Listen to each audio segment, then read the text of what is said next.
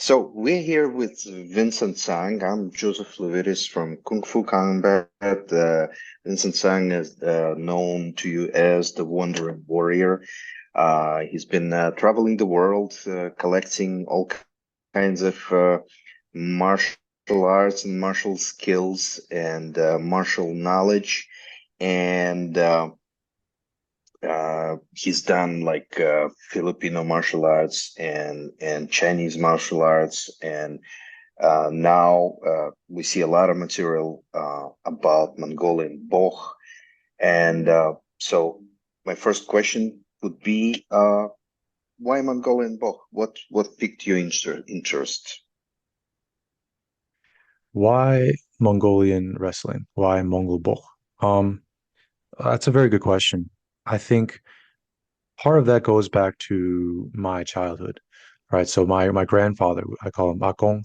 Um, my Akong loved sumo wrestling. So, he was in Taiwan during a certain period of Mhm. time when the Japanese were occupying Taiwan. Taiwan was part of the Japanese Empire. And so he grew up with Japanese sports, right? Including the ancient Japanese wrestling art of sumo wrestling. Um, Me learning about sumo wrestling, obviously I can't not learn about like the likes of Asashoryu and Hakuho, these amazing Mongolian sumo wrestlers. And that got me interested in Mongolian wrestling. So that would be just the personal backstory. As far as what does it give me as far as attributes, skills, tactics, techniques, things like that, uh, it's one of the most difficult and highly technical wrestling arts in the world. Wrestling is already a very gritty, difficult martial sport. No matter what kind of wrestling, it's not easy stuff. Wrestling is tough, right? It's why wrestlers have certain reputation all around the world. Being a wrestler carries a certain amount of uh, respect with it, right? But Mongolian wrestling, especially the two styles that are most popular today, because there's no limit, there's no weight limit. It's done outside. Only the soles of your feet can touch the ground, or depending on the style, only the hands and feet can touch the ground. One of the main styles, the one with the leather jacket in Inner Mongolia of China, you're not allowed to grab the legs. In the style of Mongolia, the country, you're allowed to grab the legs. But these differences aside, the rules are just so simple, pure, and well, difficult that you have an amazing amount of skill building, attribute building, uh, tactics building for every single wrestler. And then when you add on top of that the fact that most countryside Mongolian men will grow up wrestling, it really makes it an amazing talent pool because the average person is already a decent wrestler. And that makes the actual professional wrestlers on a whole nother level. Whereas for a lot of us in, so say, the Western world or other societies that don't have a purely like a wrestling culture on the grassroots level, you'll find great wrestlers, no doubt about it. You'll find people who have dedicated themselves, or you'll find specific schools or specific regions that develop a high level of wrestling. Like in America, America is known for its performance on the international level for, say, freestyle wrestling, but Americans as a whole aren't wrestlers, right? So that's a very different environment to get Right. into. Going wrestling is an environment where So, the mhm. culture, the environment, the people are on average greater wrestlers. So it's quite formidable in that respect, and that's part of what draws me to it, because in that kind of crucible, in that type of cauldron, uh, it's got all the ingredients for me to improve rapidly at some of the highest highest levels of wrestling. So would it be fair to say that it just makes you a better wrestler overall? That's your like main takeaway from that. Oh, for sure. Whether you're coming at it from a technical perspective, cultural perspective, um, the athletic demands of the sport perspective, it just makes me better in many ways. right? There's many kinds of wrestling, and let me give you an example. Belt wrestling. If I was going to get into Korean Suryum or any of the other belt wrestling styles, they're great. They'll get you really strong. There aren't as many techniques. It's a simpler game, but within that simpler game, obviously things can get really deep. But that said, it doesn't necessarily level up all of my skills broadly and deeply. It's a narrower skill set within grappling, right?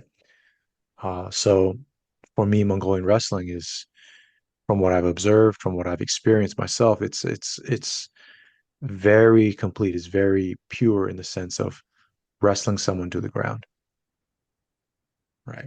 Mhm. Fewer restrictions. So it's So you definitely. mentioned, mhm, mhm, No, go ahead. mhm. Sorry, yeah. You mentioned two styles of wrestling. Uh, are there other styles of Mongolian wrestling? If yes, what are they? What are the differences? How did they develop into like different styles? Were they always different styles, and how does it work? That's a really good question. Um, as far as I know, and this is based on the research of people who, obviously dedicating their lives to researching this stuff, right?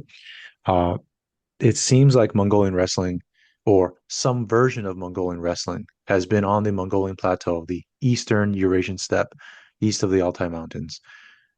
Some version of their wrestling has been there for at least 7,000 years, probably longer. We just know that someone was drawing on rocks, people wrestling, uh, 7,000 years Right. ago.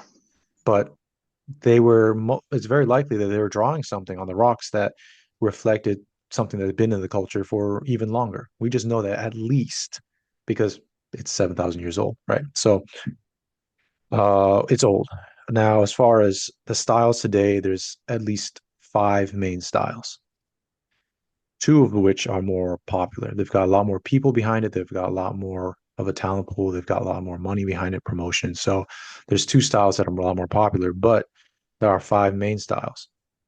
Uh, if I can remember them all, let's try to go in order, and then we'll backtrack and say, okay, why did they kind of disperse and become different? Um, the main style that many people think about is the Mongolian wrestling style from Mongolia, the country. The bulk of those people are Halk Mongols. It's a particular branch of the Mongol family, and the Halk Mongols, their wrestling style involves the long sleeve Jodags or the long sleeve jackets, the uh, the short briefs called the Shudak, and they're allowed to put hand and foot on the ground without losing, and they can grab the legs. So that's their style. That's number one. Number two, the other one that many people think of involves the leather or studded leather jackets, short sleeve, kind of like a Shuai Jiao jacket, but leather. And it has the champions will wear the necklace of ribbons known as the janga. So you call it jangat Mongol Bokh, um, Mongolian wrestling, janga Mongol wrestling. And that one, no grabbing legs, you can only touch the ground with the soles of your feet, otherwise you lose. Right? That's mainly practiced in what is now called Inner Mongolia, um, the autonomous region, so to speak, within China. There is another style related to it. I believe it used to be practiced in Ulumbur, which is the in the northeast of China and Inner Mongolia region, just east of Mongolia, the country. And that region is very interesting because it's a mix of uh, what we normally think of as Mongolian people, plus Buryat Mongols, which are sort of a Siberian Mongol mix, but the culturally dominant aspect of it is Mongolian. Although historically, genetically speaking, there's Siberian peoples in there. There's the Daur people, which are they call them para-Mongolic people. They are not part of the Mongol lineage of peoples, but they're right next to them. They're kind of like their cousins. And then there's also the Avunk and the Orokin people, which are Tungusic people related to the Manchus, right? And something similar to these two styles, the Hulumbir style, known for the deer dance rather than the lion dance or the eagle dance, the ritual dances before the wrestling. Something between their style and the present day Inner Mongolian style kind of gave birth to Shuai Jiao, because these are the styles close to Manchuria. It's what influenced the Manchus. And so it kind of informed the creation of Manchu wrestling, which became Shuai Jiao when the Chinese and the Han Chinese and the Hui Chinese took it up, right? Not sure if we want to classify that as Mongol Bokh because it's culturally not completely Mongol anymore, but it's an offshoot. There's another style in Xia region in Western Inner Mongolia, basically in like the Gobi Desert, and it's a belt wrestling style, very similar to all those Central Asian Turkic belt wrestling styles, right? Alish, Koresh, whatever. There's a so that's Mongolia, Inner Mongolia, the Holenbeer region of Inner Mongolia. Honorable mention, Shuai Jiao. The belt wrestling, and then we have Boryat Bokh. Boryat Bokh is interesting in that it's bare upper body. You have the briefs, the shuduk, but then you tie a rope around the legs and the briefs, similar to the way the Koreans do in Shariam. So it's like, oh, maybe there's an ancient relationship there, right? So the Boryat Bokh will represent the fifth one if we're not counting Shuai Jiao. There is still another one, and this is the Oirat peoples. If you guys are into Central Asian or Mongolian history, you may have read about the Dzungars and all that, right? Russian history knows about the Dzungars as well. And the Oirats, they tend to have wrestled with um, a type of pants, baggy pants that were rolled up. So imagine the type of baggy pants that are uh, common in the Inner Mongolian style of wrestling, those white pants. Imagine those rolled up above the knees, and you grab onto the pants to wrestle. So it's kind of like belt wrestling, kind of not, right? Um, it's similar to Turkish oil wrestling in terms of having the pants, but not in terms of the oil. And it's Right. similar actually to certain types of Xinjiang wrestling, Uyghur wrestling. Um, and also, I believe there's a style of Afghan wrestling that looks similar. And no surprise, the Mongols had conquered the Xinjiang region before. They'd conquered Central Asia. They'd conquered Afghanistan. So Right. whether they absorbed it from the locals or they imprinted it upon the locals, the Dzungar style is kind of its own offshoot. If I'm not mistaken, they also have pinning involved as part of the sport. Mm, okay. That one's Right. not considered one of the Just like main five that I'm talking about, mhm.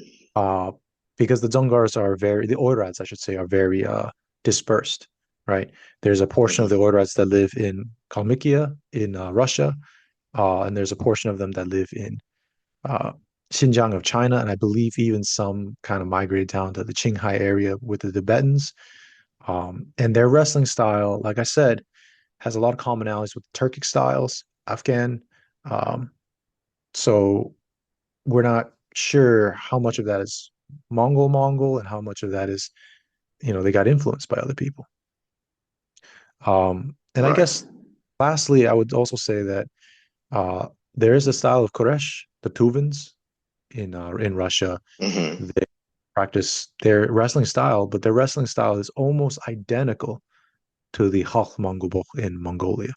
The outfit is the same. I believe the rules might be slightly different. Like you can't touch your hands on the ground or something like that.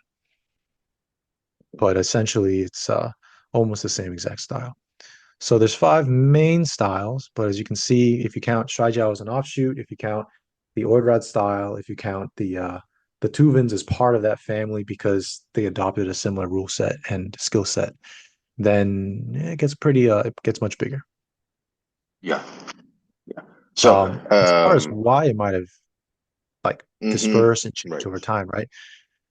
We don't know a lot, but we know at the time of Chinggis Khan, when he was uniting the Mongol steppe, remember, not everyone on the steppe was Mongolian.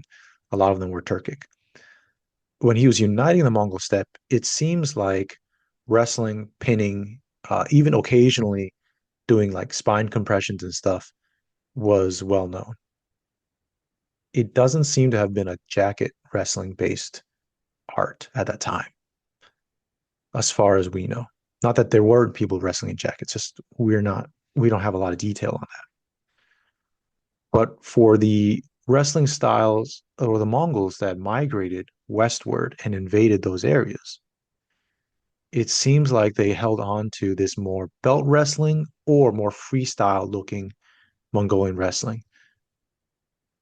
Whereas the Mongols that conquered China or stayed east of the Altai Mountains and conquered um, what was then the Jin dynasty and then later the Song dynasty of China. Um, they had conquered Khitan peoples or Khitat peoples, right? And these people were related to the Mongols, but they did a version of jacket wrestling. So the theory is that the reason why the Mongols uh, east of the Altai Mountains, or at least the most prominent styles that remain in that area, became jacket wrestling styles is because they got influenced by the Khitan peoples who had created an empire before they did and had heavily influenced them. So they kind of adopted jacket wrestling from them, probably adapting their own wrestling to the jacket. Whereas the ones that had conquered westwards to what is now Russia, what is now Iran, the Middle East, they were one heavily Turkified because most of their soldiers that they sent westward were actually Turks, but responding to Mongolian commands, right? And so a lot of the more westerly Mongols and their related descended cultures uh, seem to have been more freestyle-ish or belt wrestling based, which is kind of reflected today with the remaining Turkic and Turkic populations and Mongol enclaves.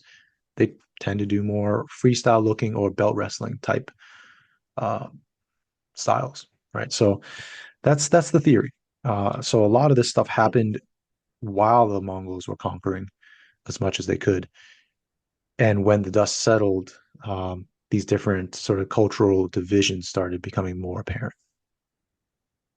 Mm. Just side note, like brats that I've met plenty of in Russia, actually a lot of them just say they're Mongols. Yeah, They yeah, just identify as Mongols. They're like, we are Mongolians. They yeah, just, you call us Buryat, we're really Mongolians. exactly. I mean, the language is slightly different, but Not it's like, Evenk though, like that, like Evenk, the two ones, not necessarily, like not at oh yeah, all. right. But the Buryat definitely have that. Originally, the Buryat are descended from Mongols sent north to vassalize a bunch of Siberian peoples. Eventually, they just became, well, Mongols, right? Genetically, maybe they're 50% Mongol. Culturally, they're mostly Mongol, right? Whereas Tuvans, they're very proudly Tuvan. They may have a lot of Mongol Yeah, influence, but they are what they are. right. And the Tungusic peoples, like the Avunks, they're pretty proud of what they are. They don't play when it comes Yeah, to no, their no, they're like we're Evenk, yeah, and or like and or their Yakut people, language. Yakut, like Mm. Yakutian wrestling is also very similar, right? Yes, The it's almost like it's like a freestyle version of Mongol Bokh yeah, rules, right? But yeah, like I yeah. said, a lot of the Turkic groups they really took to either belt wrestling type stuff or more freestyle like wrestling. Um, the Mongols that had more contact with I guess the Mongols were part of the Yuan dynasty that ended up receiving a lot more of that jacket wrestling influence, Hmm. trended towards jacket wrestling. Mm. So it's overtaking the China that probably have gave them the idea for the jacket, Yeah, very, very likely. Because like I sort of. said, the Yeah. Khitan peoples had taken over northern Hmm. China at one point, right? And although they ended up getting conquered by the Jurchens in the Jin dynasty, the Khitan people were wrestling with jackets. They were heavy cultural, if not civilizational, influence on the Yeah. Mongols, right? So the Mongols borrowed a lot from them. Um, so I can imagine, if a group of people that you look up to, culturally speaking, are doing something, then Yeah. you try to pattern yourself off of that, right? And so, Yeah. we see this even For in sure. more recent times, like in the 1800s, the French inventing Greco-Roman wrestling, of the Right. ideas of what Greco-Roman wrestling should be like now, Right. you know. So Yeah. the Yeah. Mongols Yeah. were even more in touch with it. They're like, oh yeah, they were Hmm. wrestling like this. We look up to these people. We're adopting that. Right. And hundreds of years later, you get, you know, a few different jacket wrestling styles, which, because of the properties of a jacket, are highly, highly technical. Like just from the idea of no jacket gripping versus jacket gripping, you can still grab the body with no jacket. Sorry, you can still Right. grab the body with a jacket on, and you can use the jacket grips without even getting into anything else. You already know the gripping is far more technical because there's just more to it, right? More to grab. Yeah. There's just More even more stuff to to grab. grab. Yeah. That also You're means right. you're spending way more time, even if it's just training, you're spending way more time in different holds. So your fluency in how to hold the body with and without the jacket becomes greater, right? So yeah, it's really, really, really cool stuff. And yeah, like you said, the ones that conquered China were the ones that ended up adopting more jacket wrestling. Hmm. Whereas the ones who weren't part of that part of the saga, they tended to stick with more freestyle or belt wrestling type stuff, Hmm. which which Oh, another side. which seems very, Hmm. very common throughout the world, right? Most wrestling around the world tends to be sort of like this freestyle thing or like a back hold or belt wrestling type setup. Right? Yeah. These are very Yeah. easy setups to create, in the Very village. natural. Yeah. Yeah. Very natural. Everybody got pants and a belt and stuff. Yeah. To grab onto. It's like a little side note on Khitan. Khitan is actually like in Russia. In Russian, China is Yeah. Kitai Okay. because they came in contact with Khitan first, and they thought that was the name for the whole country. Yeah. So that's the word. It's Yeah. Kitai, which is Khitan. Yeah. That I guess for people who are not familiar with Russia and Asia and this story, imagine if your first contact with India was through the British East India Company or something. So then you Right. thought that the place was called Britain. It's Right. something like that, Yeah, yeah, yeah. People conquered this land, so then Right. you learned about from them, and then that's how you got the name. Yeah, Kind of yeah. funky like Yeah. Right. Yeah. which that would Linguistics. be which would be so insulting to Indians. Oh, British. Right.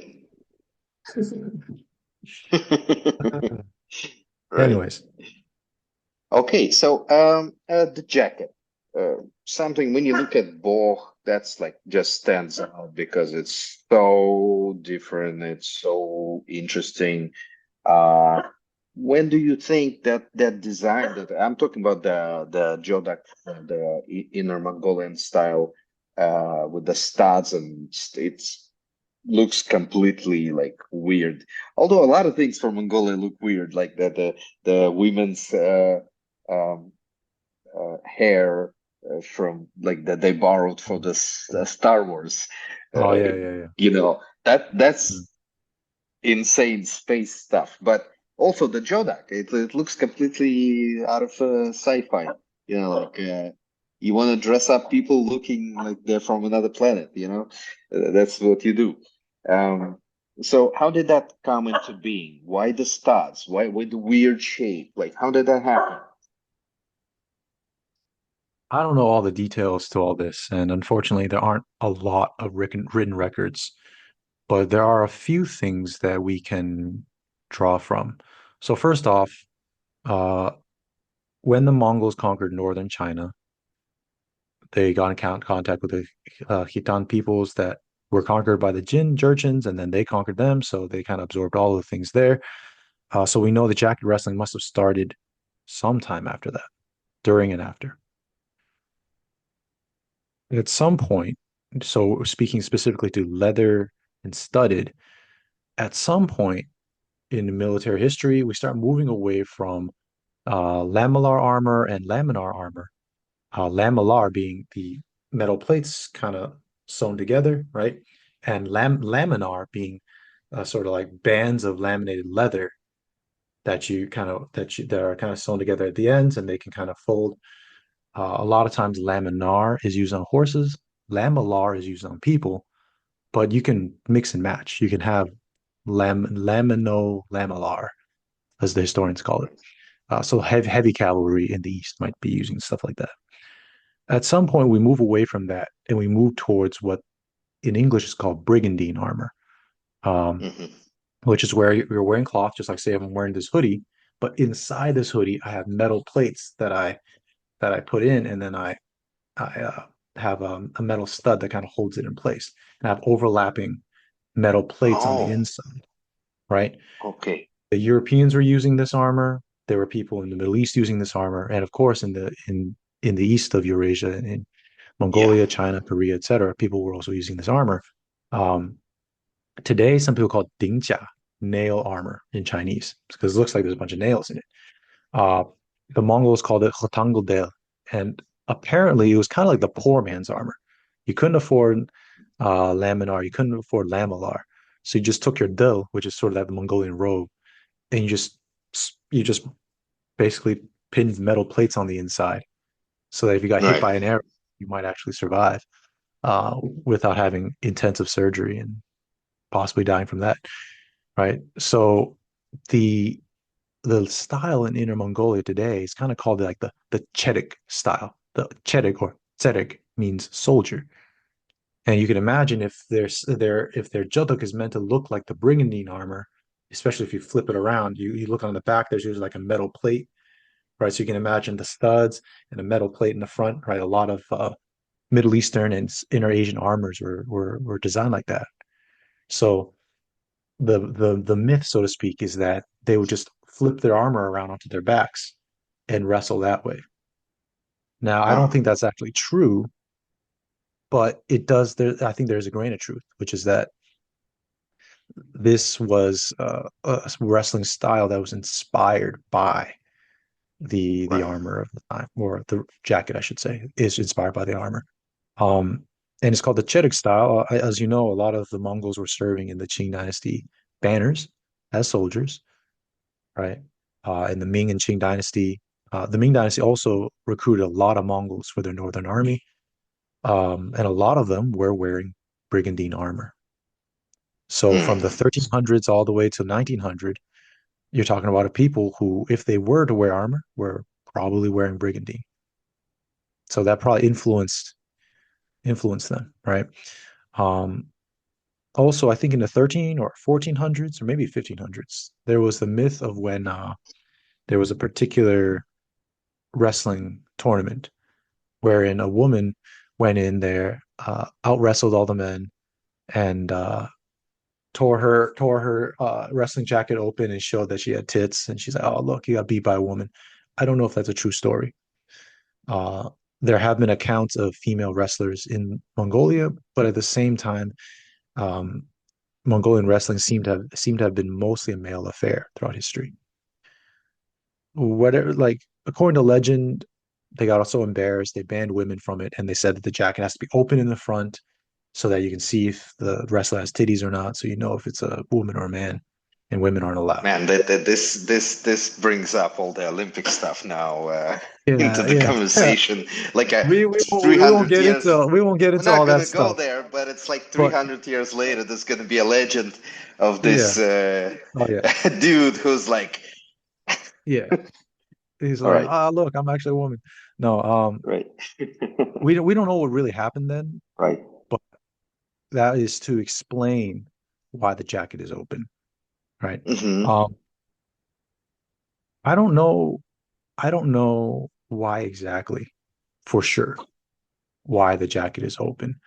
However, if you notice, even on the old Shuai Jiao jackets, they're not like a, they're not like a. Sorry, I'm dropping stuff. They're not like a clean like V lapel, like on a robe. Hmm. They're actually kind of two horizontal lines going down, right? Yeah. That opens up a different So so style it of. it wasn't so it wasn't like meant to be closed at all, No, that's a modern. right? That's a modern change that they Yeah. did to It's try to, just like open, completely open. yeah, to try to I look You more can like see Joe. that on all old pictures also. Yeah. Yeah, A lot of, exactly. yeah, just It's open, like completely open open. chested, Yeah. open Yeah. chested. I don't know why. However, there's another clue, which is that in the old days in Shuai Jiao, before you began wrestling, you had to open up your jacket. You know, you had to literally hold the sides of your jacket, and they're already part of the way open. You had to open up the jacket and show there are no knives hidden in there, and then you could start wrestling. Um, That so has a parallel in Russian folk traditions where before the fight they would actually open up the jacket, whatever they were wearing, to show that Hmm. there's nothing there, which is Yeah. it makes perfect sense. Yeah. Yeah. So if you consider that almost everybody on the steppe is going to have a knife on them just because they have to do things day to day, right? Right. Yeah. We're not living in a sedentary society where only farmers can wear sickles and only nobility can wear swords and only Right. these people can Yeah. use hatchets. No, no, I mean every man and woman has to do stuff, right? They're working with animals and cutting ropes and curing meats and doing all kinds. They need their knives, right? So, people get heated during a wrestling match and they just want to make sure no one dies. That's my theory. It Right. also lines up with other cultures, like you're talking about within Russia. Um, the ancient name for wrestling in Okinawa, the Okinawan version of sumo, was called muto, means no knife, Ah, no knife, really? Wow. which also makes Muto. you think, oh, if no knife, what did they think of as fighting? A lot of people have boxing as a meta or wrestling as a meta. Apparently, empty hand plus knives was fighting to them because they're like, oh, this is the fighting with no knife. Wow. Interesting. So that's it's, like it's a it's literal very eye-opening, translation right? of sambo. Sambo is like самооборона без оружия, means self-defense without weapons. Yeah, it tells you something. It says, oh, this is Yeah. specifically the no weapon stuff. Right. Okinawan wrestling, same thing. Oh, this is what is this? This is no knife. Hmm. Right. So I Right. suspect, although there's that whole women story, which may have happened, it may have actually happened. It just got blown out of proportion. Who knows? But I Hmm. think it has more to do with the fact that maybe there were certain gripping patterns that they favored. On top of that, they wanted to show like, hey, there's no weaponry on. You can't hide weapons on you too easily. Um, Now, another valid question is why would you not want them to grab the lapel there? Well, if they're if wrestling is part of their military training and people wear brigandine armor, there's no handle in the front. Right. Not walking around wearing like nice little shirts with a lapel for you to grab. This part is armor.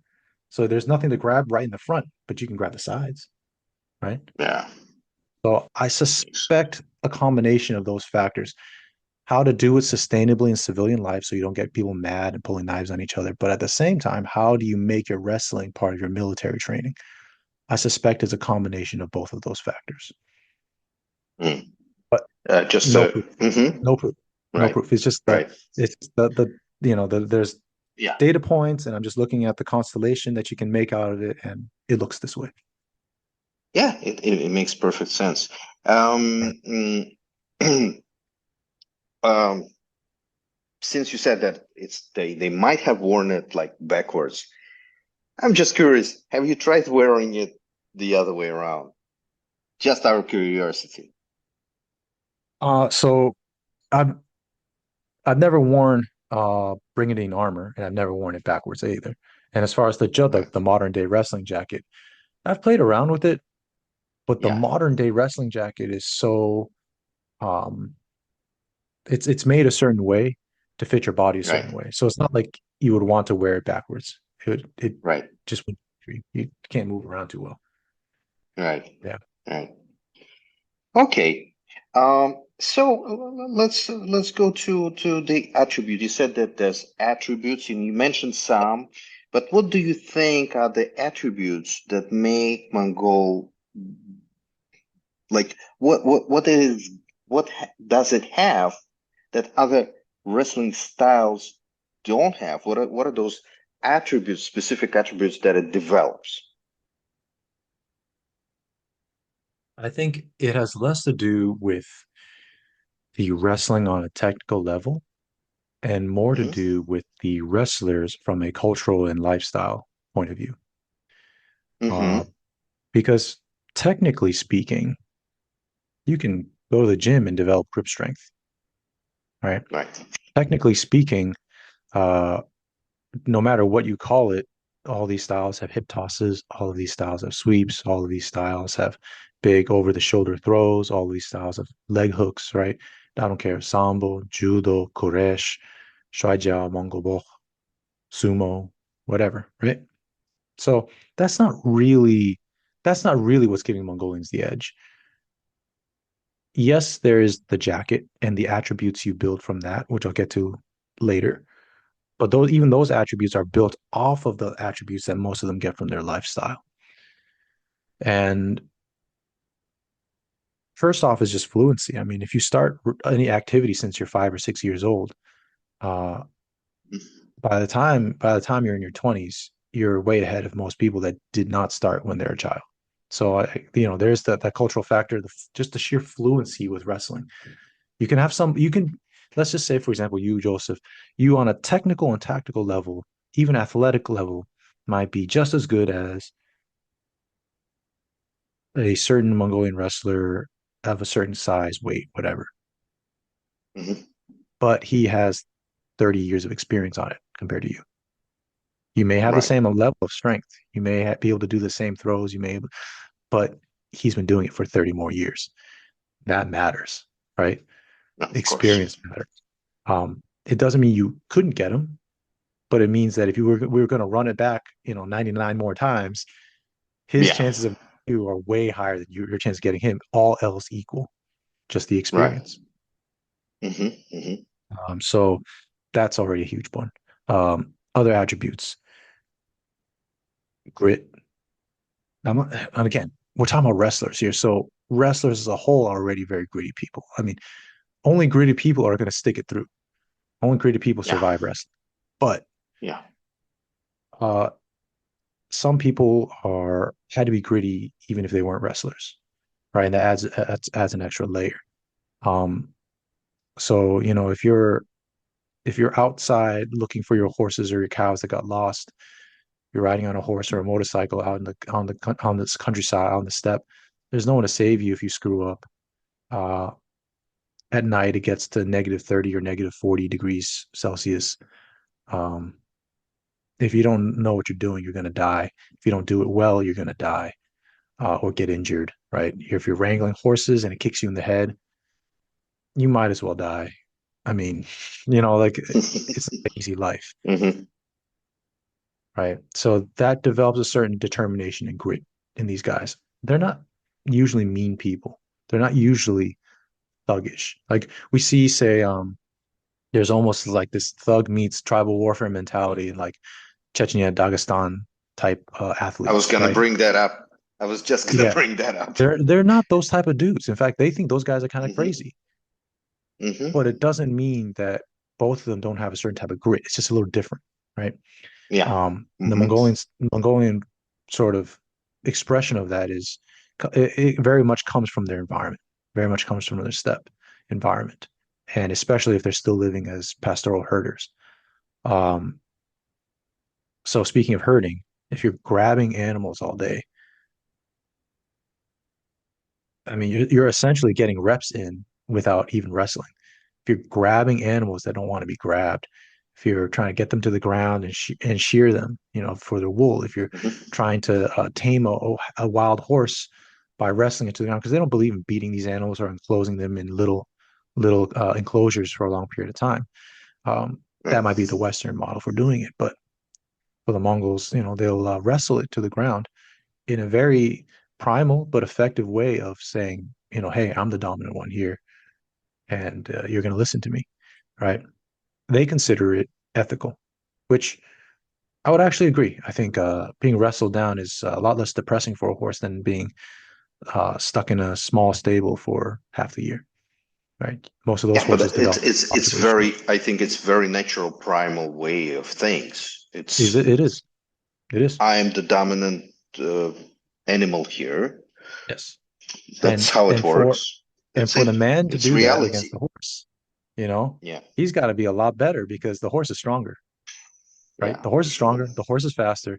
The horse is just Yeah. not as intelligent and also not as able to use its body in so many different ways. But Hmm. it's stronger in every way that it can use it. So, I mean, some of these guys, they start off wrestling horses long before they wrestle people. Like some of these guys.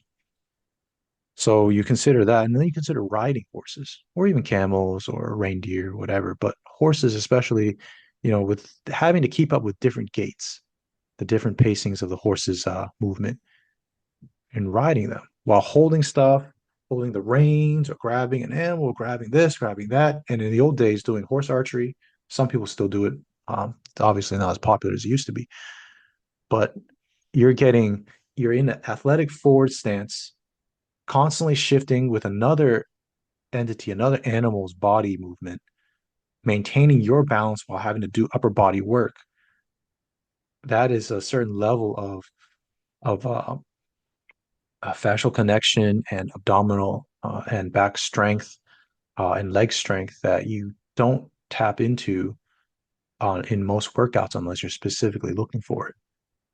You know, so in Tai Chi they're always thinking about like uh, sink, float, swallow, spit. Well, if you do a lot of horseback riding and you wrestle, you'll probably do Tai Chi Chuan better than most of these people doing Tai Chi Chuan because you're being put in a higher level version of that stuff, Mhm. higher level than what say push hands can get you, right? Not that push hands is bad. It's just uh, these people are living a lifestyle that forces them to have the attributes just so they aren't completely broken up and overly exhausted living their Mhm. life, right?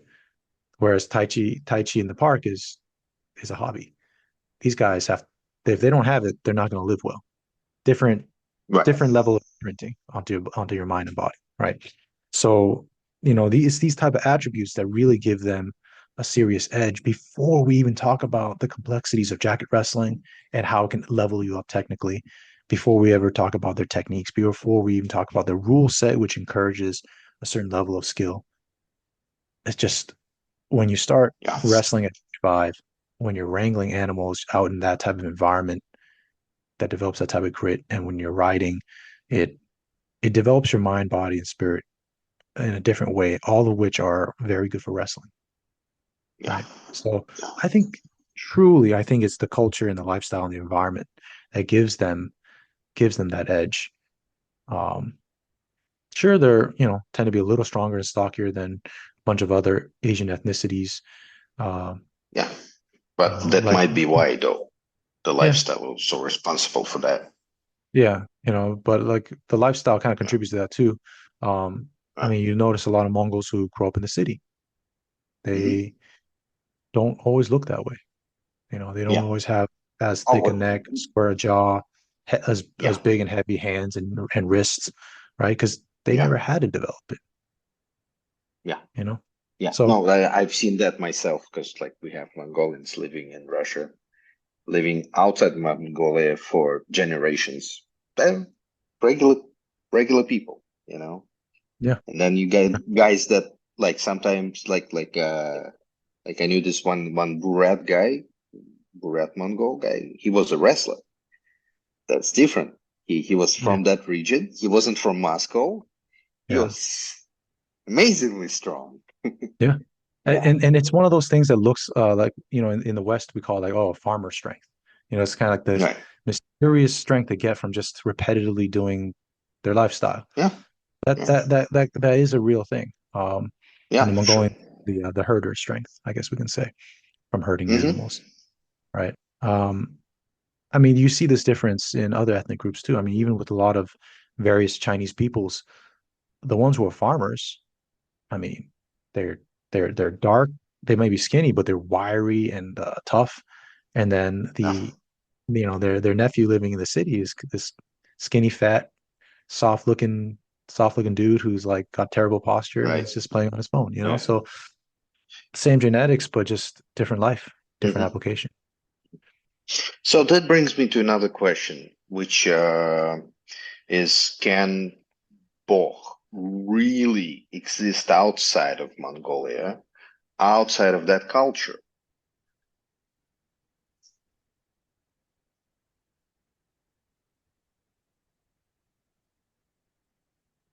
I would say yes and no. I Hmm. would say yes and no. The answer is mostly yes, but and this is the no part. Yes, you can export Mongolian wrestling. You can export the wrestling itself. You can export the techniques. You can't necessarily export people wrestling like Mongolians do, right? So you can learn how they do things, but you might never Hmm. be like them.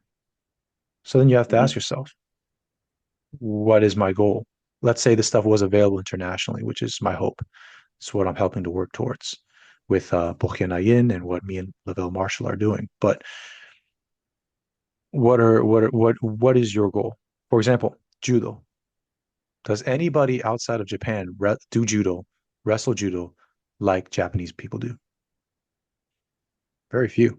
Well, they Koreans and do. Taiwanese are probably the closest, but French judo, Russian judo is different. It's still judo, but It's it's different. it's different judo, yeah, but it's Yeah, still judo, right? I mean, it's still like it's judo. got the Technically, it's judo still array judo. of techniques. Yes, Yeah. technically, it's still judo, but the way Question: people is move is Japanese different. judo is judo in Japan so connected to lifestyle? I'm not sure. I don't know. Is it? Well, let me ask you.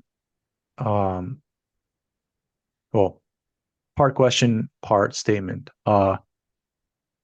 One, the statement is it is connected to their lifestyle. Maybe not the way, not Right. maybe not directly in terms of everyone does judo, but Well, like through school, maybe, because they have oh, judo in school, yeah, school. they're exposed to it. But Right. the way Japanese people move, the way Right. Japanese people interact with one another, the way Japanese people perceive the world, perceive education is Mm-hmm. very judo. They Mm-hmm. stand in For such a sure. way they don't take up more space in their body frame.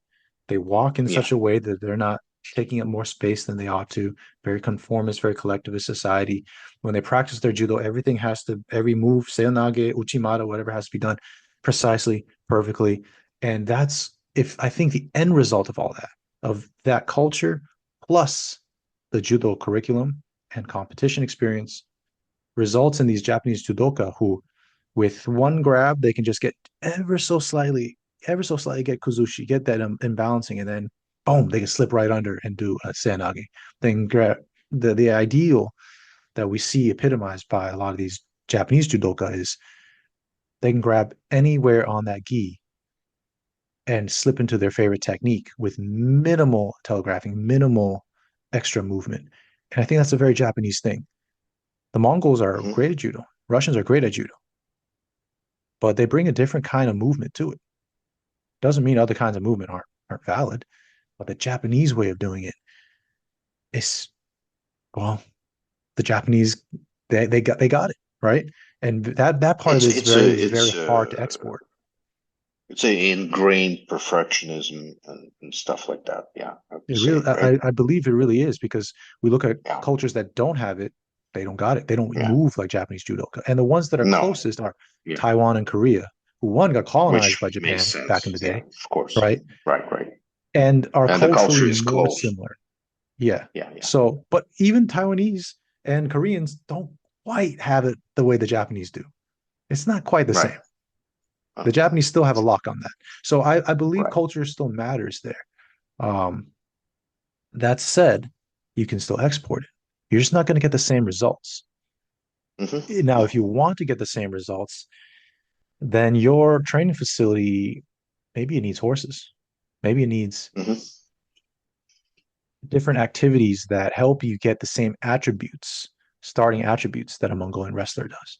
Maybe it's a Right. racetrack, a stable, and a wrestling gym, theoretically, right? You may not get all the same attributes, but you get a lot closer. Mm. Right. Question. So, let's say we look into the future of Bokh, where it becomes an international thing, which it isn't now. Like very few people know about it. Uh, um, let's say it gains traction around the world. Mhm. Do you think the same thing could happen to that happened to judo, which is, yeah, the Japanese are the most technical judokas, but it's not like that they in completely dominate. They're the top always, but there's like all these guys come out from like France just beat Japanese team, although very closely in a team event. Um, and I would have to say, yeah, that in each and every one of those fights, Japanese were more technical, but they lost eventually, which was a very close thing where they won on golden score, right?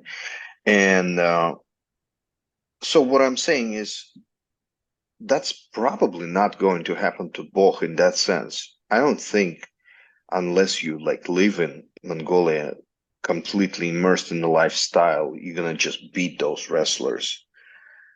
So Yeah, I it's don't quite see that hard. happening, but do you see that happening? That's I mean, possible? I don't think look, so, right? it it can. You're talking about possibilities. Yeah, I mean, it's Right. possible. It's harder. And the reason why I say it's harder for that to happen goes back to just how technical Mongol Bokh can get.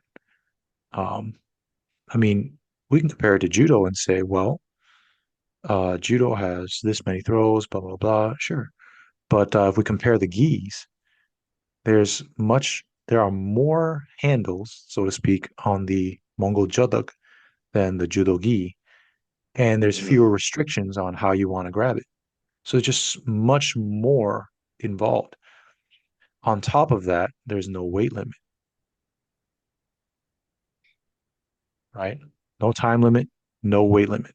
So you can say, oh, well, there's plenty of places where there's bigger, heavier people than Mongolia, which is true. But are those places also places where all those bigger, heavier people can spend as much time wrestling at a high level? Maybe not Mhm. true, right? Maybe not so. Mhm. Because all that weight is only useful if you know how to use it. If not, that's extra momentum that can be used against you, right? That it Right. don't get me wrong, being bigger is always better, but being bigger with skill against somebody who's Uh, bigger with skill and more sure. experienced than you, like Right. Yeah. Yeah. they've got advantages for sure. And it's a very technical game.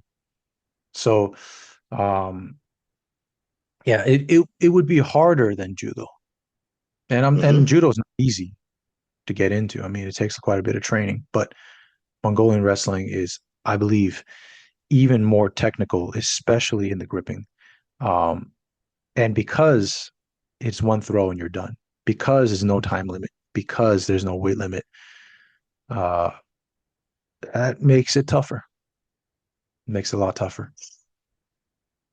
Question. Uh, Weight and time limit is what happened to all of the successful sports projects. Boxing had no time limit. Boxing had no weight limit at a certain point. Then they introduced the time limit. Then they slowly started breaking it down into weight categories. Um, Same thing happens to all of it. Do you see that happening to Boch, and would that be beneficial? Like a version, like there's a folk version, like the like for connoisseurs, but there's like an Olympic version, let's say. Honestly, the version of both with the weight limit and time limits, Hmm. today it's called Shuai Jiao. Ah, right. And we see the results Makes already. sense. The Manchus and the Chinese, the way they took what they learned and morphed it in terms of rule set, technically the same. Hmm. It's already developed an art that is a little more dynamic, a little bit more quote unquote aggressive because you can take more risks, right? Because it's Right. not just one and done. Um, yeah, original Shuai was basically just both with a different style jacket, a cloth Hmm. Jodag Hmm. of a certain cut, Hmm. which is almost identical to a now extinct style of Mongol Bokh. So it's like that's probably what they got inspired from. Um, yeah, but eventually it's Yeah, become this time limits, that's a very points, weight limits, right? yeah, So we already know what yeah, happened to Mongol Bokh when that yeah. happens. It Hmm. already happened once. Hmm. It became Shuai Jiao. Yeah, that's a very good answer, actually. Yeah, take away the weight and time, and you got Shuai Jiao. Yeah, modern Shuai Jiao. That's pretty much what you end up with. And guess what? Hmm. Mongolians are still in within Shuai Jiao on the national level. Mongolians are still 90 to like 90 7% of all the champions. Don't get me Hmm. wrong. Hmm. There are some Right. Kazakh guys, some Han Chinese guys, some Hui Chinese guys who are killing it. But Right. by and large, the ones with the greatest wrestler talent pool that's culturally Right. ingrained, it's the Yeah. Mongols. Uh, one more question on the future of that, and also on expansion of Bokh outside, like um, Dagestan, like for example, right? Another region where everybody wrestles. They don't play football outside. They don't do like any other stuff. Like maybe a little bit, but that's not the fun stuff. They all like to wrestle. Like you have a break between classes, everybody goes out and wrestles, for fun. Like they say, Dagestani is born with a master of sports degree in wrestling, right? They say that in Dagestan. So, um, but to them, it's not like I don't even know if there was like there probably was some kind of a folk wrestling behind this. But then now it's just like we just wrestle. It's just freestyle, and just we win in every wrestling competition, right? That's their attitude, right? And it's sort of true for a lot of wrestling arts, right? They go into judo, they go into samba, they go into freestyle, Greco-Roman, whatever, like they do well everywhere, right? So would that be like another way forward for Mongol Bokh? It's like a pool of talent that can be directed in any possible way. Well, currently in Mongolia, a lot of them do judo, a lot of them do Hmm. freestyle, a lot of them do Mongol Bokh. If they think they have the size and strength to win at Mongol Bokh rules and be a national champion, they stick with Mongol Bokh the whole time. Others would go Hmm. off into judo and freestyle and stuff like that. But Mongolia is a country with 3 million and it's not the richest country out there. So sometimes they don't have necessarily the resources or the talent in terms of training and facilities and all that stuff, right? Not that that's the most important factor, but it helps. All else equal, if you eat better, then that helps, right? On the other Right. side of the border, where we're talking about Chinese Mongolians, um, yeah, they're heavily represented in judo, Shuai Jiao, and freestyle.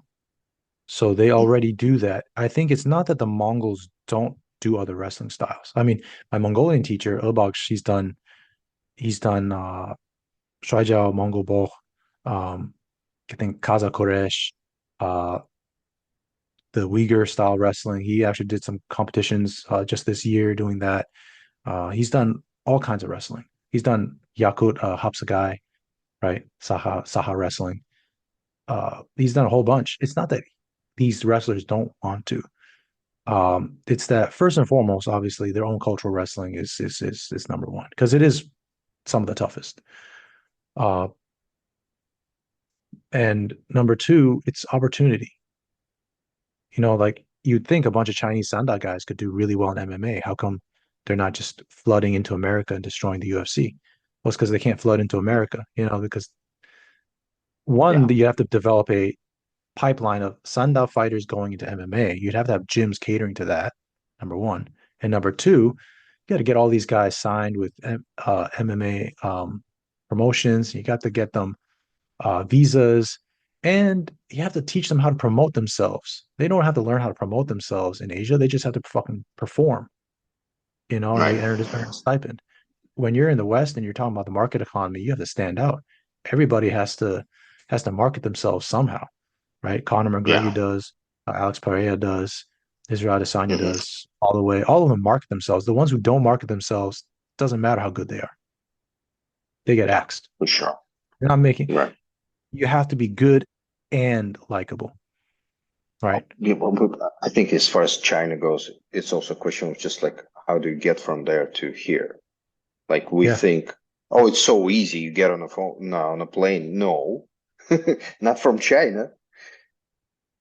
yeah. You need the all the visa stuff to be taken care of. Therefore, you need a gym that not only you need a gym that not only will uh, retool you as a Sanda fighter to adapt you to MMA, but then also do all the logistics and the legal stuff for you. And hopefully you can trust them. Hopefully they don't take all your money like a lot of MMA fighters end up impoverished afterwards, bang their brains out, and then they're still poor. They're poor with concussion problems now, right? Like it's terrible. I'm not saying all gyms are like that. I'm just saying that that's a very real problem in the industry. So I don't think it's the So, Mongolians don't want to go the way of Dagestanis and just beat everybody up in all kinds of sports to have grappling. I think it's a lot more of it has to do with politics and socioeconomics and stuff. Which I guess if you think about it, at the end of the day, that has more to do with everything than the style itself or whatever, right? That said, I do think Bokh has amazing versatility and transferability to almost all other grappling styles. But it's up to the socioeconomics and politics if we can give these guys those kind of opportunities, and if we'll be able to give everyone else the opportunity to learn more and embody more Mongol Bokh, hmm right? hmm Question. So, let's say we are importing is outside of this context of culture somewhere else, right? So, for now, let's forget the stables and the racetrack. Uh, Technically, like I understand, like what happens with the guys that start wrestling at 4. How about the technical nuances, like techniques that are very unique to Boch? Are there unique techniques? I think there are, but from what I've seen of it, um, that are just like, or maybe techniques that are expressed uniquely in Boch. Yeah, there are. There are absolutely. Um, Bokh is it's informed by its jacket and it also informs the way people use their jackets. Because of the type of grips you can have, because of the kind of leverage you can have on the opponent's body, because of the kind of leverage they can have on your body. A lot of people are going to do techniques a certain way. Also, because you don't want to risk falling first, and you also throw people knowing that they could potentially counter you, and you need to be ready at the moment they try to counter you to float out of that, to counter their counter, etc. Yes, the way both techniques are expressed, the grips can be unique, and then the expression of throwing, takedown, sweeping techniques can be kind of special. Um, that's not to say they don't have exactly the same throws that you see in sumo or judo or sambo. Technically, yes, but as anyone can tell you, yes, a punch is a punch, a kick is a kick, a throw is a throw, whatever, right? But a boxer from a different school of boxing, he's going to hit you different.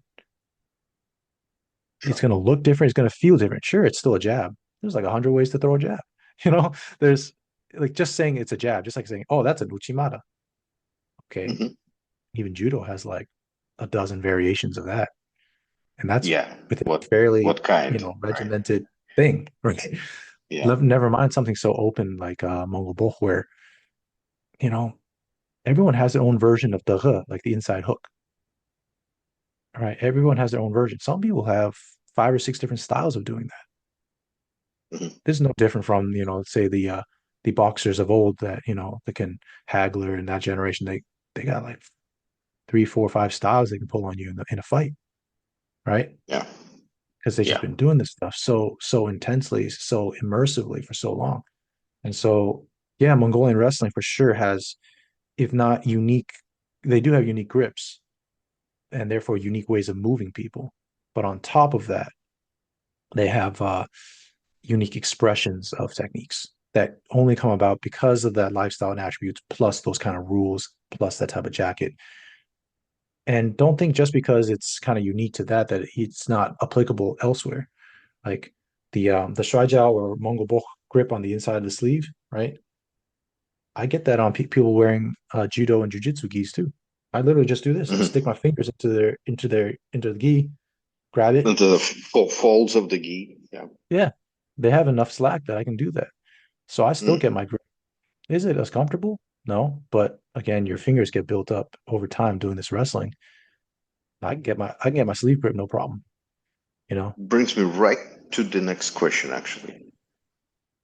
What wrestling styles favor somebody that comes from Mongolian Bokh?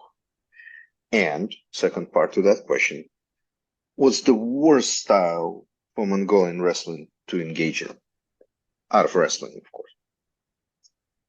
what's the first question? What's the wrestling styles that would favor, that would be the best for Mongolian wrestler to engage in? Like Mongolian wrestler wrestling in Shuai Jiao, Mongolian wrestler wrestling in judo, in freestyle, in Oh, Greco-Roman, in oh, BJJ. okay. I don't know, right? And Um, what's the worst styles that he could like? What would be the least favorable? um, I would say, although the Mongolian wrestling skill set and experience is pretty versatile and kind of apply everywhere. Shuai Jiao is because it's an offshoot of Mongolian wrestling, at least the modern Shuai Jiao that we think of.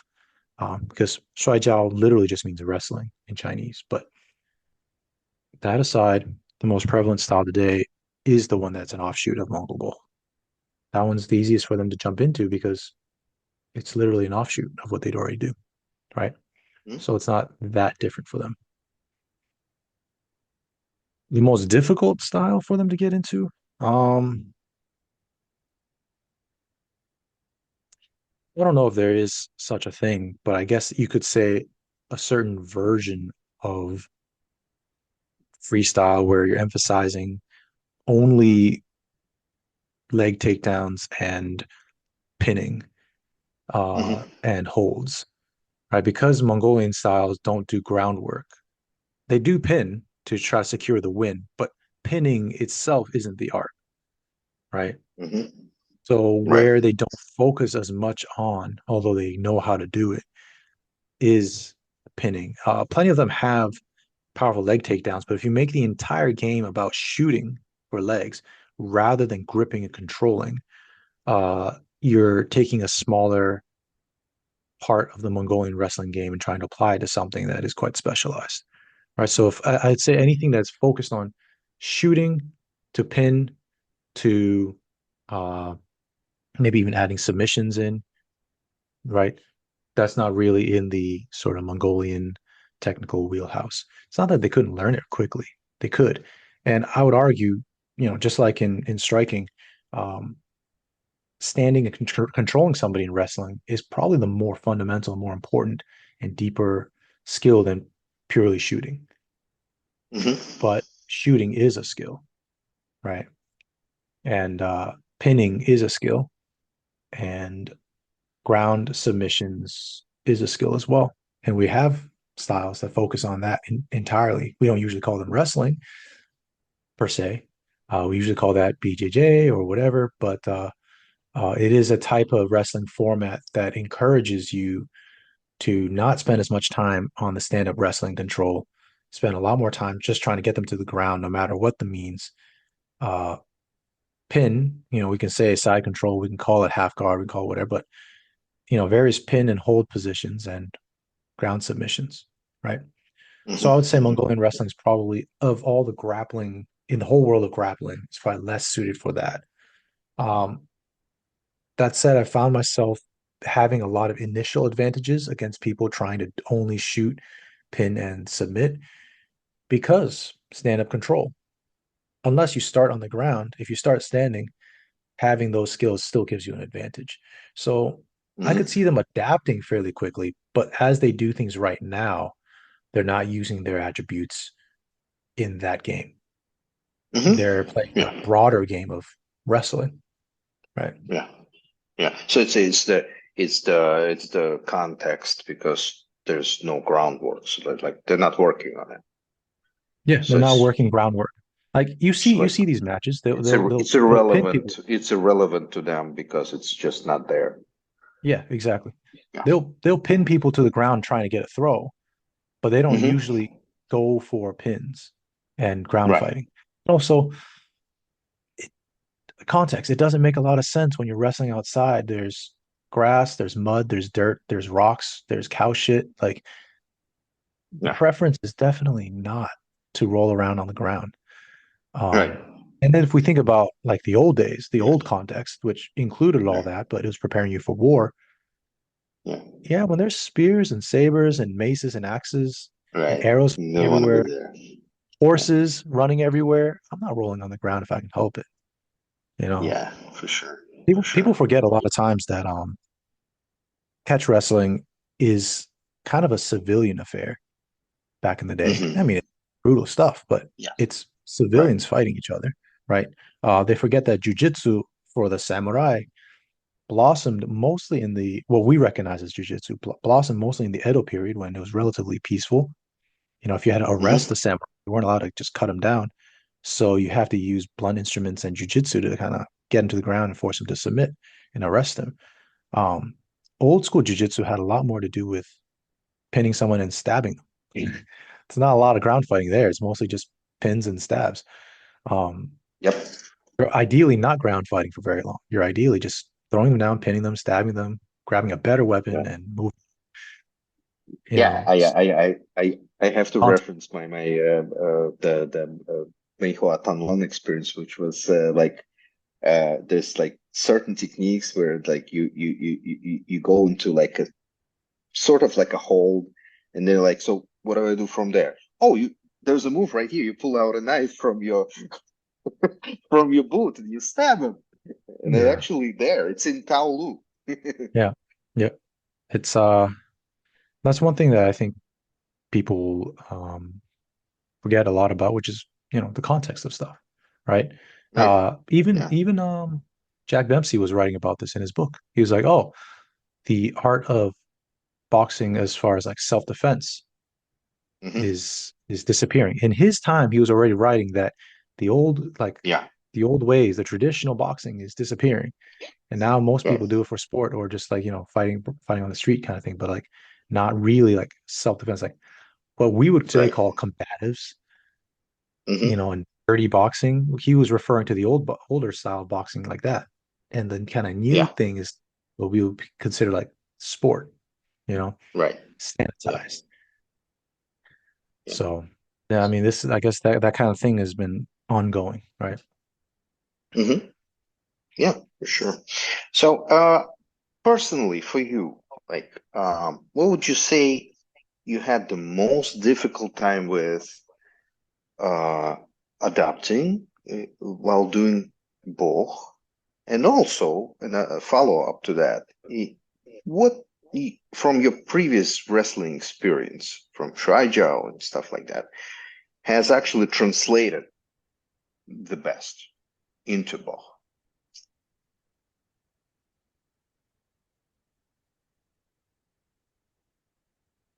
Um, what did I struggle with most in Boch? Well, my first time around last year, I mean, I hadn't done that much Boch before. I had a limited amount of experience with the Jodag. People were able to grab me, and I didn't know exactly what I had to do about it. Mm. Simple as that. I was just too Like new. how to break the grip or prevent them No, from I'm grabbing. not even talking about anything that specific and that technical. Just when someone grabs you in this particular way, whatever that might be, Hmm. what is the best response? If you catch it early, what's the best response? If you catch it later, how do you counter grip? How do you Hmm. avoid this? How do you avoid that? Can't even reach me from here. I don't even know if he can reach me from here. Oh shit, is that enough slack that he can actually grab this grip, or is it a weak grip? Uh, there's a lot to this game, and Hmm. I didn't really know it, right? Because with the Jotok, if you notice, if you stand a certain way, some of these openings are a little looser. If you hunker in, stand like this, everything gets tightened up. The range didn't change. You just tightened up your jacket, right? So there's a lot of complexity with this. There's a lot of Hmm. strategy. I had no Hmm. idea. I mean, I knew there was. I just don't know what any of that stuff was at that time. I'm only starting to realize now that I've gone to winter training for a month and then gone back and competed this year. Last year I won 0 matches. This year I won 3. Um, doesn't make me a pro by any means, but it means I'm improving, right? And That's 3 times better. yeah, there we go, improving. I Yeah. think the hardest thing this year has been using my body properly. Hmm. Um, it puts me right back in the very humbling position of being a new student, so to speak. And you might know this from, say, boxing, right?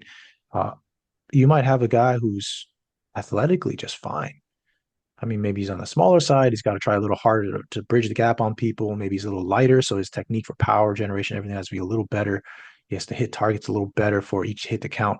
But athletically, he's not terrible. It's just that every time you punch him in the nose hard enough, he hunkers down and just kind of becomes a Right. punching bag for you. Right? That's a Yeah. common thing that can happen. He's not athletically. He's not. That's not the problem. It's just that there's too much. The will to fight is there, but there's too much tension. Right? Right.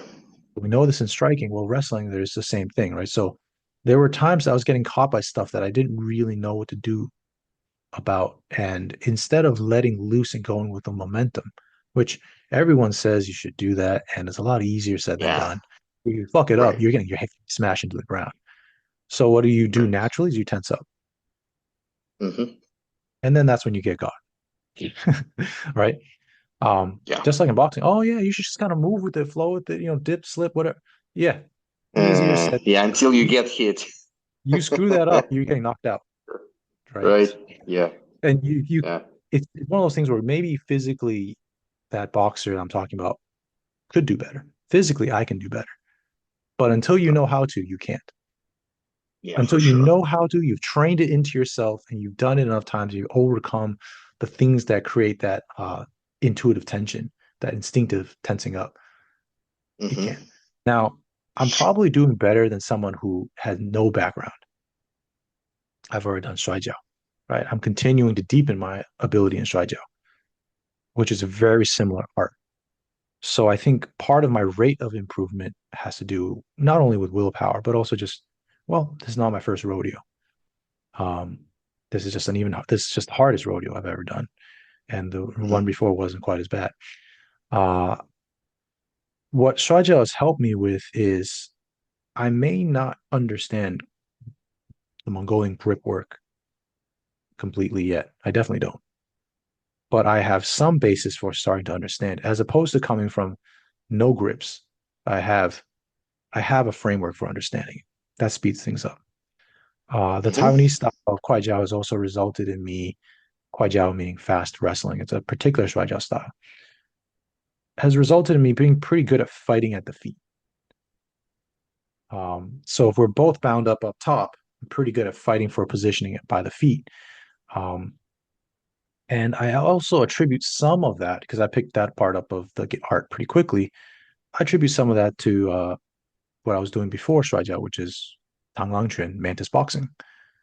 Because Hmm. there's like the sort of biting shin type of move, and there's all those chow moves, which may be set up more from a mix of striking and clinch work rather than pure wrestling. Right. So, people are going to lean back because they don't get hit in the face, and then you can pick their foot and things like that. But it gave me some of the raw attributes to bring into Shuai Jiao pure wrestling, to bring into an even Hmm. harder wrestling style, Mongol Bokh, Yeah. right? Um, Harder, not just because it's more technical, but also because no time limit, no weight limit. I'm usually one of the lightest people on the field. Uh, Not a great feeling, but get better, get stronger, you know. So I would say, Hey. yeah, that's what I was struggling with in the beginning. That's what I'm struggling with now. But then the whole leg fighting, foot fighting thing is what I do well in Shuai Jiao that I've been able to bring into Mongol Ball. And yeah, that also has its roots further back in my martial arts background. I would say personally, on a personal level, I have pretty tough legs. Uh, Even guys, Mongol wrestlers out there that are bigger than me, I can kick their legs. I'm pretty confident that Mm.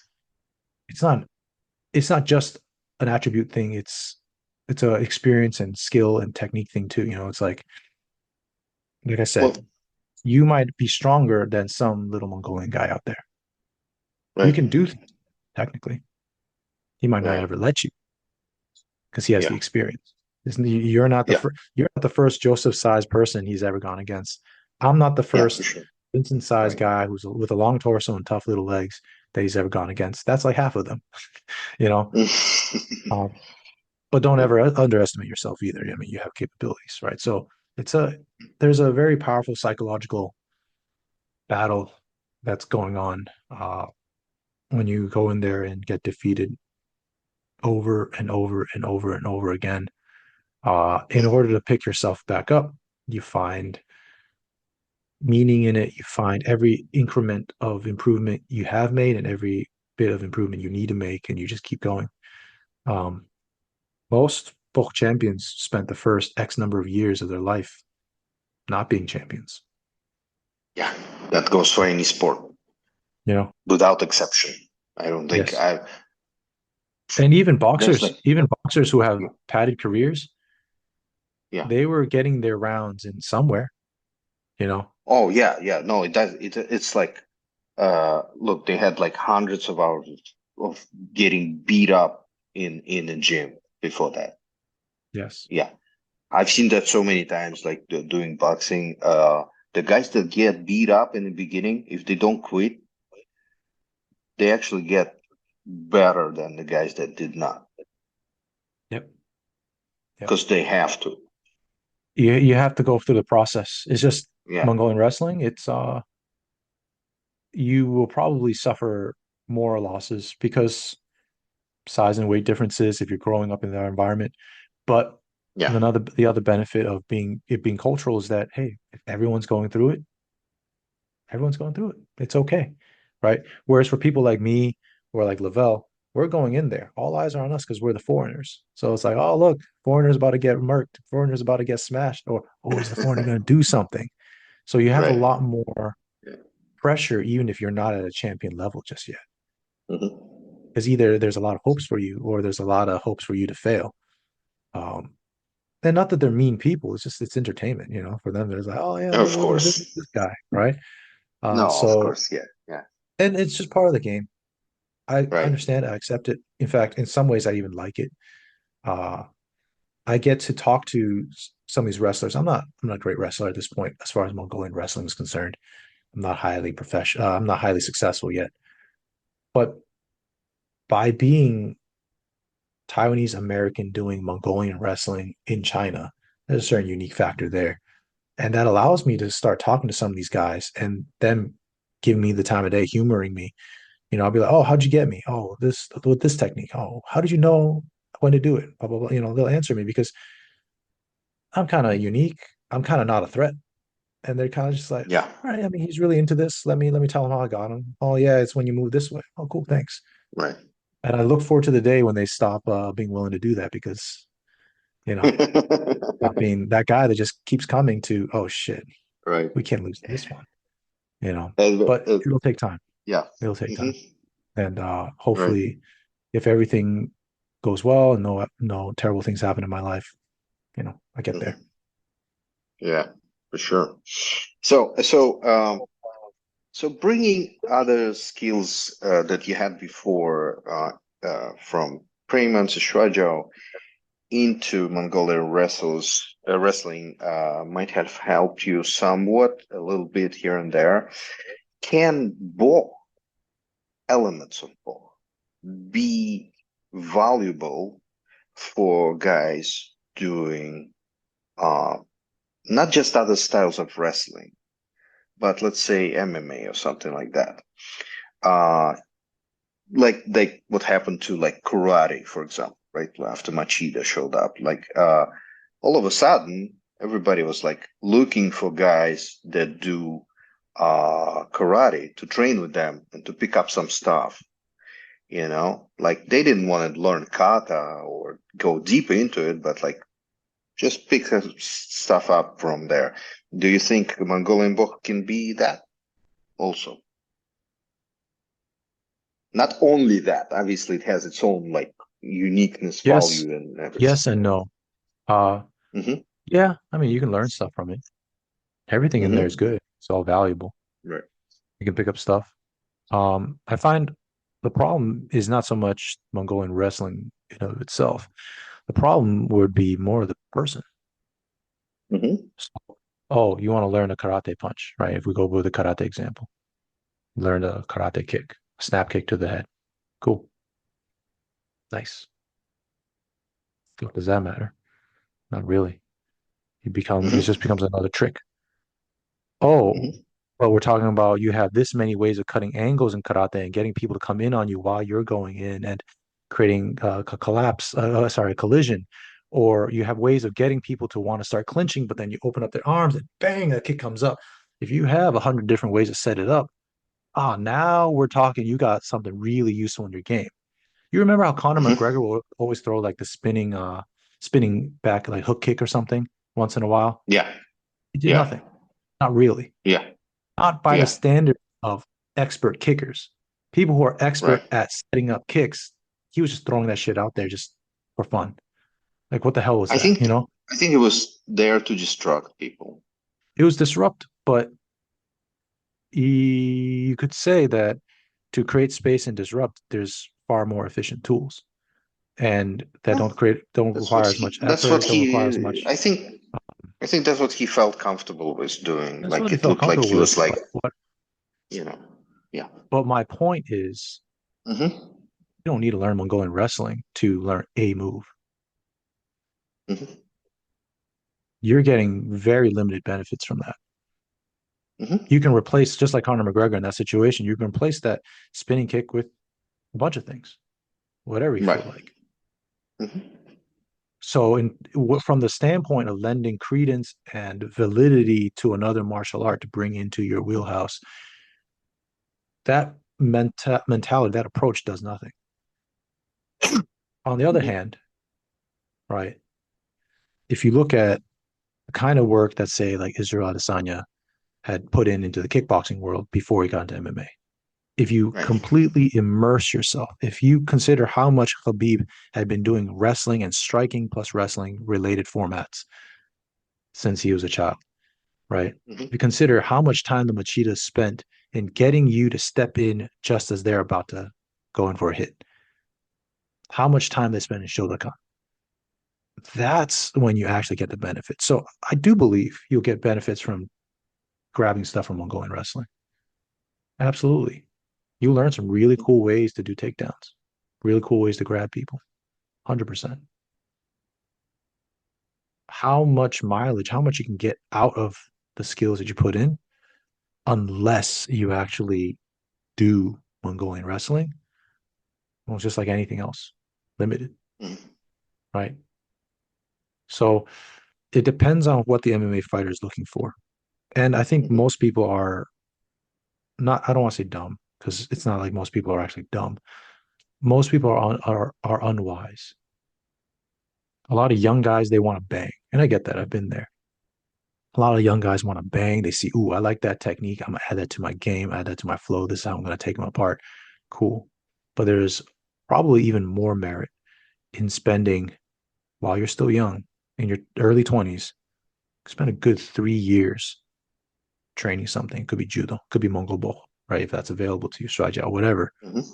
Hmm. And you can do something to a certain level that almost nobody else in the octagon can do.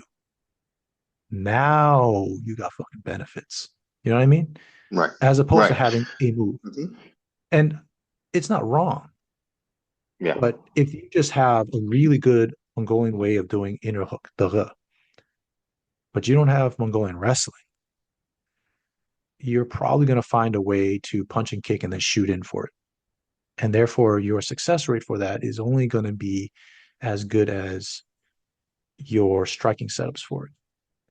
And you're probably not going to be able to set it up in more versatile ways. That's probably going to be your lane because it's a one piece that you added in to whatever you're already doing, as opposed to getting really Hmm. good at a whole body of knowledge. So I think yes, but I don't think most people will do that until there's a change in the way people approach MMA. And I think we can look at most of the best MMA fighters.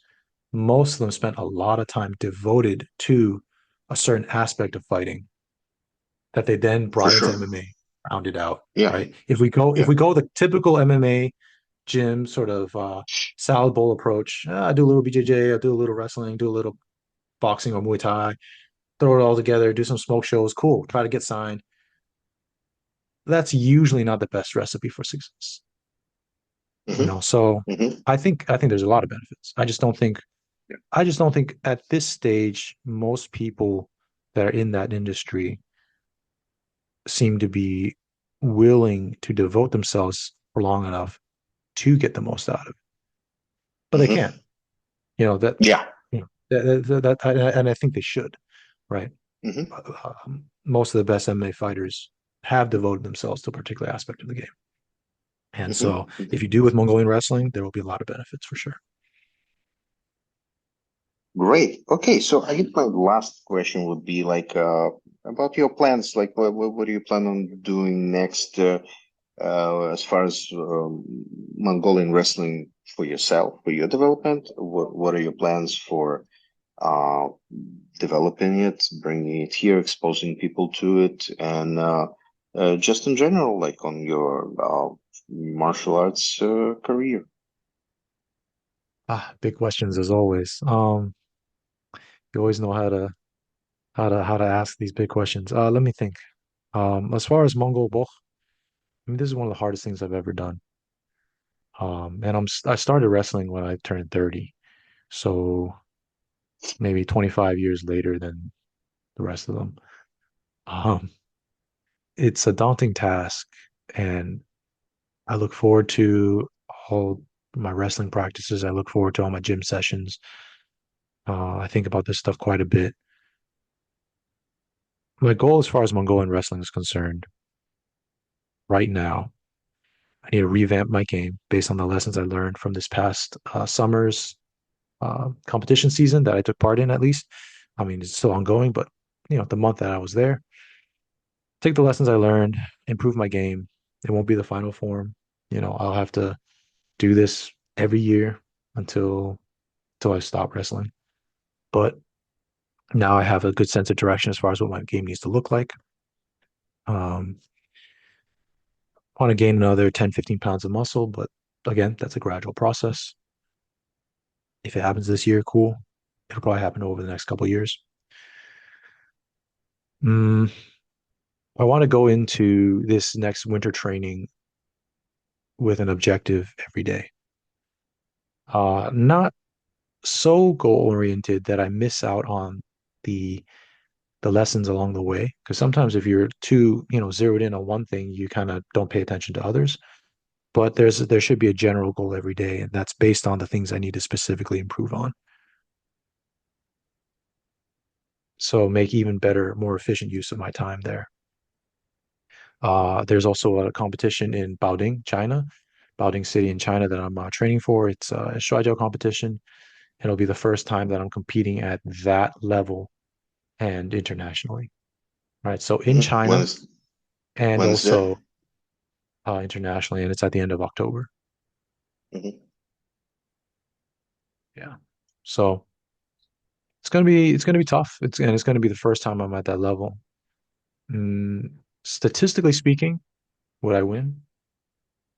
No. I'm a guy that started wrestling at age 30 and against a whole international crowd plus professionals from China. It's like the chances aren't great, but I'm not bad. I'm not bad at this stuff, and I think that it would be a great way for me to understand where I am compared to like the Chinese team that they send there. Hmm. Right. Hmm. Those are the only guys I'm really concerned about, really. Um, I've improved a lot in the last 4 years, and I look forward to it because it's going to reveal where how much I've improved. It's also going to reveal where else I need to improve on. So that's what I'm working on for that. Feeling good thus far. I need to cut a little weight, which I never like doing, but eh, it's not the worst thing in the world. Hmm. Um, So that's for immediate goals. Long term, I mean, I want to popularize this stuff. Sumo is spread all around the world. There's international division, there's the Japanese division, right? And I think likewise there can be a, say, Inner Mongolian, Mongol Bokh, an international uh, federation for say Mongol Bokh, Shuai Jiao, and um, something like that, right? A combination. Maybe Hmm. one Hmm. competition where you can try your hand at both. Maybe you have your preference, maybe you specialize, whatever. That needs promotion, that needs money, and that needs people who are good at it. I'm not I'm not focused on teaching Mongol Bokh because I'm not there yet. I'm just not there Hmm. yet. I need a lot more years put into this stuff. And as far as the Mongolians are concerned, if you don't have a Jangga, if you aren't a champion, if you haven't earned your place, you're not teaching. And Hmm. I agree. It's more than just being like master of sport. You're like a recognized regional champion of something, right? Yeah. Hmm. Um, it's pretty tough. But if I get a Jangga someday, which in my mind it's not an if, but I also recognize that statistically speaking, realistically speaking, whatever, it's an if. In my mind, it's like I have to get it. But if I get it someday, then maybe I'll teach. But that day Hmm. won't come for the next several years. I'll tell you that. I'll probably be in my 40s and slowing down just a little bit before I am teaching.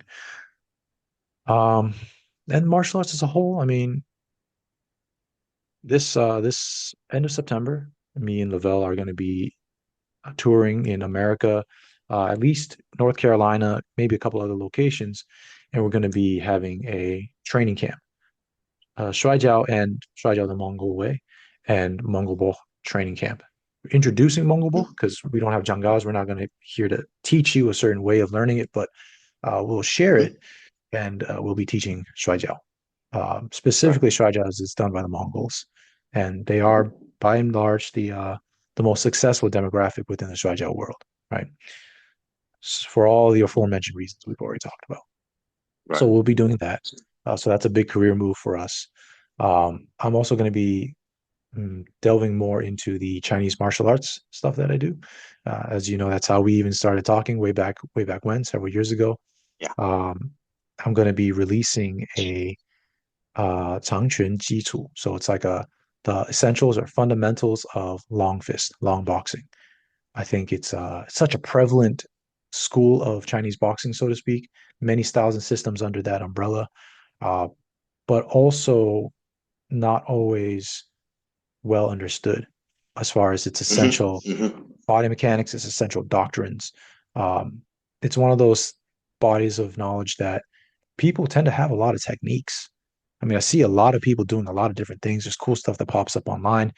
It's definitely not all dead yet, but there is an overarching doctrine to what is long fist style striking, right? Just like, say, French or Russian Soviet boxing has certain properties, has certain principles, right? Within Yeah. boxing, there's a certain way to do this boxing. There's a certain way to do that boxing. Hmm. With the Chinese boxing styles known as long fist, there are some overarching common principles, common movements. And so I'm releasing a course that kind of breaks all of it down. It's not a style based approach or a system based approach. It's a uh, kind of taking this entire language and breaking it down to its constituent grammar and vocabulary.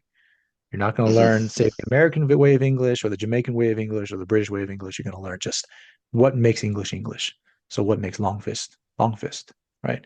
Hmm. The second project after that is going to be Tantoy. You also know I've been working on the 12 rows of Right. Tantoy. There's many versions of that. There's also many versions of the 10 rows of Tantoy. Tantoy is a Chinese boxing set that is considered a very good encapsulation of fundamental long fist type striking from a Hui Chinese perspective. The Hui are Muslim Chinese, and they kind of had their own communities and their own way of doing things. So that set was very influential by the end of the Qing Dynasty into the Republican era in informing a lot of the styles around it. And that's going to be a very cultured and system approach to long fist. So there's one that kind of breaks it all apart into its pieces, if you like to think of it that way. And there's one that says, Right. we're not breaking anything apart for you. We're going to make you go through the taolu, make the forms, the sequence, make you embody these movements. It's not necessarily about understanding all the components. It's about uh, making the fluency of this intuitive. And some people Hmm. prefer to learn that way. So I'm creating two online courses, two online sort of learning solutions. One taking long fist and just breaking it all apart into its pieces for you, and the other to use one of the most famous long fist forms or long fist style forms to help inculcate this type of fighting movement for people that want to learn this stuff. And I suspect uh, Chinese boxers or kung fu guys who have done this type of stuff will be really interested. Guys who are interested in the Chinese martial arts but don't want to really shop around for a teacher who may or may not know how to fight this and that and all these doubts and stuff like that. Um, but they have friends that are willing to put in the time with them. They can do these courses. This is a part of me kind of consolidating a lot of the stuff that I've learned, sparred with, done a few small fights with, uh, that I know works, and it's my little contribution to the community, right? Because Chinese boxing is it's great stuff, but it's a fading community, it's a fading culture, and I'm hoping I can help put a little more tinder on the fire before it goes out. Hopefully, it doesn't go out in my generation. Um, Beyond that, Chinese weaponry, uh, Mantis boxing, as you know, I'm working on that, and I want to create another online learning solution for that as well to disseminate some good best practices as it comes to Mantis boxing. There's so many styles, but again, there's certain things that kind of bind us all together. And if that can be disseminated, whether to Mantis boxers or anyone who just wants to pick up stuff from Mantis boxing, I think that'll do the community a lot of good. Obviously, since this is my career, I also want to make money. All right. And I think you put in good, genuine work, you should get in some good, genuine money too. Um, be able to make a living and feed myself with it. Um, which is, of course, thanks to all these people that are tuning in. Um, Beyond that, I mean, yeah, there's a lot of other stuff, whether it's in the Chinese martial arts world, which I'll talk about another time, continuing with the Filipino Arnis or Eskrima. Uh, I never stopped exploring the European or Latin American stuff either, machete fencing, rapier, side sword, things like that. It's more on the down low. It's not what I'm focused on right now. Can't do too many things at once. Um, and Various tribal methods of warfare, whether it's from Taiwan, Borneo, or South America. I never stopped looking into that, never stopped talking to people about it, practicing a little bit on my own. But that's a conversation for another time. And those arts are a lot harder to extract from their lifestyle, from their culture, and therefore a lot harder to export and convey to people. So that's stuff I'll work Hmm. on in the future. For now, stuff like the Chinese martial arts or Shuai Jiao, which are very well codified, much easier to communicate to others. That's what I'm already doing, and that's what I'm focused on. So more improvements in Boch, more competitions in Boch and Shuai Jiao, and more of me giving back, paying it forward as far as Chinese boxing, traditional Chinese boxing, and weaponry, and helping to create learning platforms online, coming from I hope, unique and effective learning paradigm that I've come up with, that's mixed with tradition, but also modern understanding of athletics and pedagogy to hopefully revive Chinese boxing for those who want to. So Awesome. that's what. Awesome. Oh, and I'm getting married. That's not professional. That's not here or there. But I'm getting married in September 14th, and All right. not stressed about it. But it's a lot of things going on at once. Yeah. That's great. That's Mazel Tov, as they Yeah. say. Thank you, man. Thank you. It's honestly, she's the MVP. They say they say it takes a team to do anything great or something like that, right? It takes a village. There's all these kind of sayings like that, and it's true. Um, Yeah. Doing anything alone is harder. It's harder. Yeah, But for doing it with sure. people you can trust, people you really appreciate, respect, even love, um, it makes things a lot easier. So she's not a martial artist, but there's a lot that she's doing in the background that helps me to have the right kind of lifestyle and home to come into back to and peace of mind that allows me to do what I'm doing. Right. So Awesome. Awesome. shout out to her. Congrats on that. That's great Yeah. stuff. Yeah. Yeah. All right. Well, it's seems like you're in a very good place and you're doing what you love and you're loving what you do and I think it's a good place to wrap it up. Sign up, follow Wandering Warrior, Winston Sang, and pop, pop in on combat kung fu and join our chat and stuff like that. Yeah. All right. Yeah, absolutely. Um, my website's going to be released within the month. Mm-hmm. Hopefully these learning platforms as well. This is just work I have to do. So you guys, thank you for being patient.